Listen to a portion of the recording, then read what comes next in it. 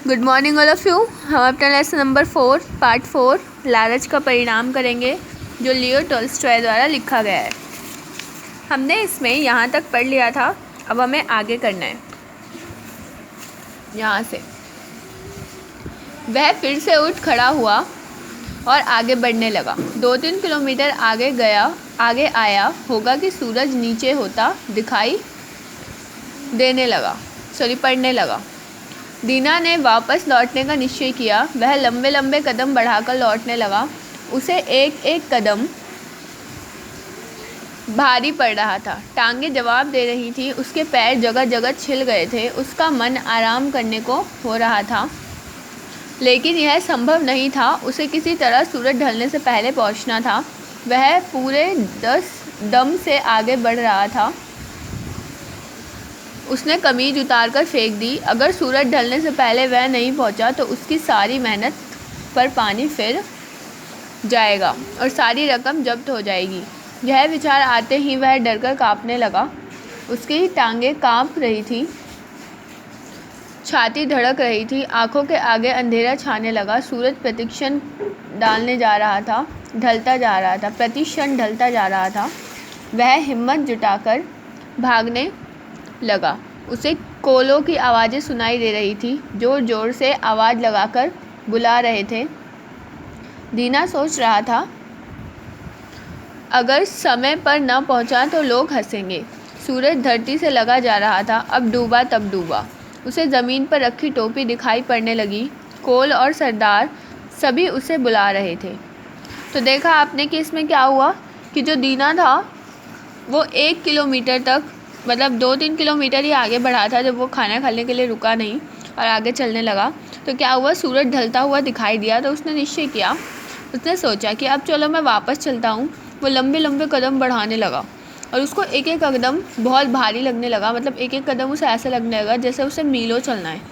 और टांगें जवाब देने लगी, क्योंकि उसके पैरों में दर्द हो रहा था। उसकी टांगें बोल रही थी अब नहीं चला जाएगा। उसके पैर जगह जगह छिल गए थे।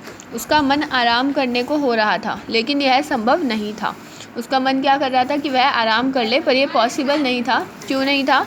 क्योंकि अगर वो नहीं जाता वापस, उसे इस बात का डर था कि अगर वो वापस नहीं गया तो क्या होगा।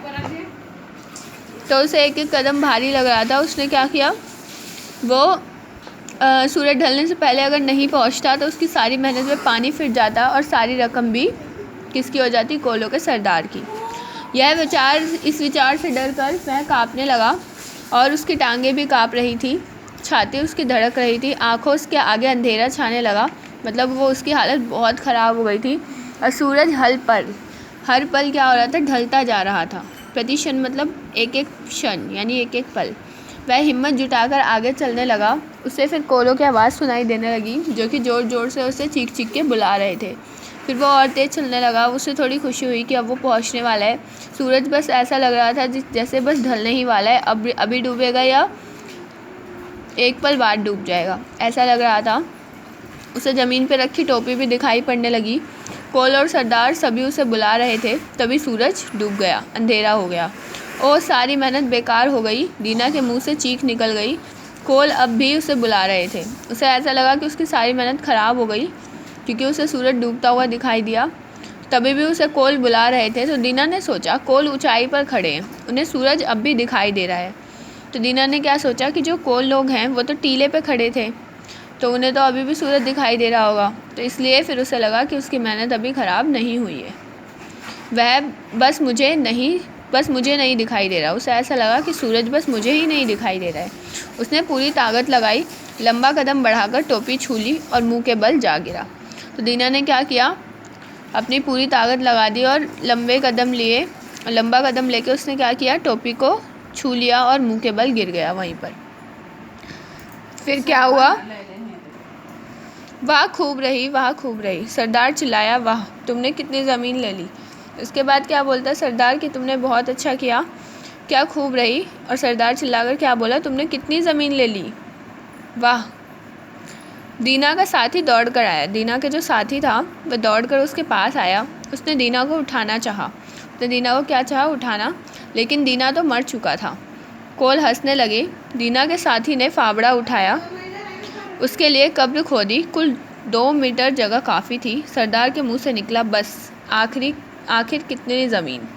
उसके बाद क्या हुआ, दीना का जो साथी था दौड़कर उसके पास आया, उसे उठाने लगा, पर वो उठा नहीं दीना, क्योंकि दीना क्या था, मर चुका था। तो कोल लोग जो थे, कोल हंसने लग गए और दीना के साथी ने क्या किया, फावड़ा उठाया और कब्र खोद दी। 2 मीटर तक की कब्र काफ़ी थी। तो सरदार के मुंह से क्या निकल गया, बस आखिर कितनी ज़मीन। क्योंकि जब इंसान मर जाता है तो उसके लिए सिर्फ 2 मीटर की ज़मीन ही काफ़ी होती है, और उसने इतनी सारी ज़मीन के लालच में अपनी जान खो दी, और आखिर में उसकी शरीर को कितनी ज़मीन चाहिए थी, सिर्फ 2 मीटर की। तो इसलिए हमें कभी भी इतना लालच नहीं करना चाहिए। दीना ने इतना लालच किया कि उसे अपनी जान से हाथ धोना पड़ा। तो इसलिए हमें इस कहानी से ये सबक मिलता है कि हमें भी कभी भी इतना लालच नहीं करना चाहिए कि हम अपनी जान तक खो बैठे। ठीक है, thank you for listening me.